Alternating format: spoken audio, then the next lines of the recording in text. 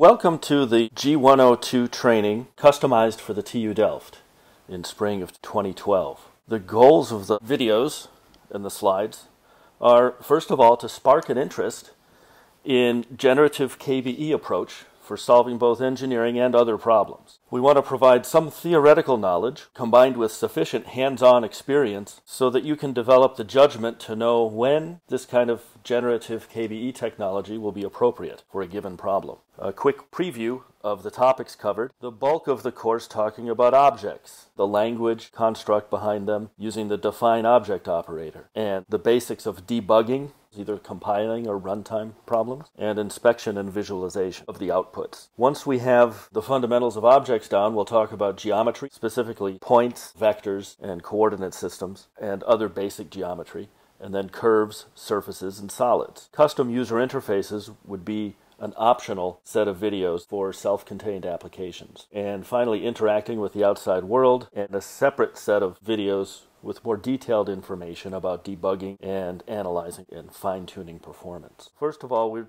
talking about a system which is largely made up of two layers. And the first layer is the Common Lisp engine. Common Lisp is really a specification for a dynamic object-oriented language runtime environment. It happens to be an industry standard dialect, and it's available to run on your computer in several different commercial and open source implementations. Gendel is a declarative language environment which is embedded in Common Lisp. It enables you to define problems and their solutions using an intuitive and straightforward structure. Running on top of the Common Lisp, it has an integrated compiler and runtime engine enabling model creation and application deployment, a cross-platform web application framework seamlessly embedded in the core language, and available under both free open source licenses and proprietary packages. We say that Gendel is a real path of discovery. It is a learning tool on at least two different levels. While you're working with Gendel, you make discoveries about Gendel itself, and you're also learning about your engineering domain. And as more time goes by,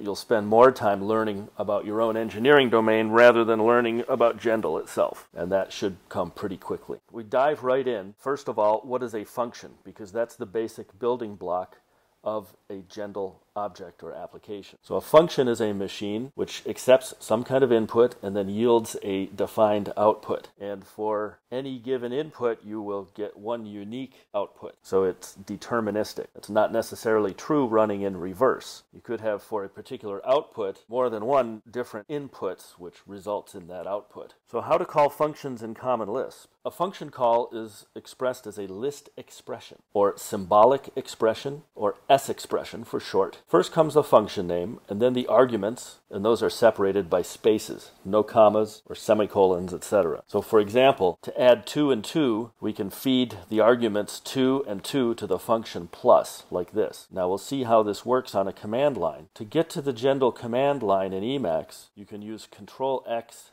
ampersand as a shortcut to switch to the Gendel buffer, which is labeled as slime-repl allegro. So we can go ahead and type it, +2, 2, and we see that it prints the answer 4.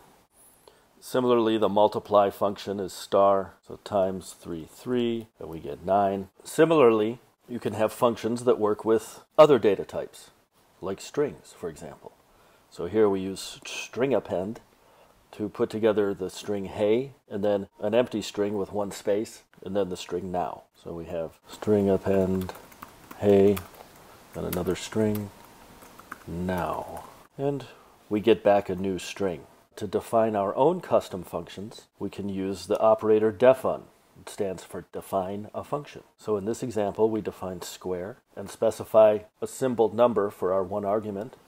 And then the body of this function has a single expression. Whenever you have a body of a function or other constructs like this in Lisp, the value of the last expression is what gets returned by the whole function. In this case, there's only one expression anyway.